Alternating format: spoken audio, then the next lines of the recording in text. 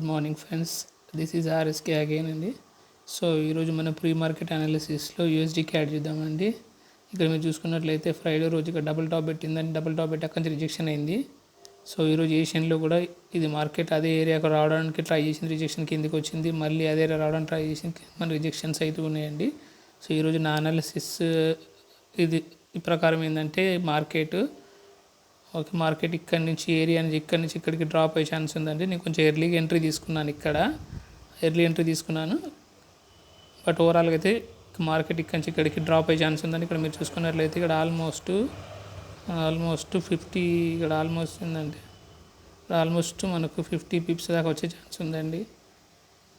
ఇక్కడ almost 50 to 60 Pips వచ్చే chance ఉంది.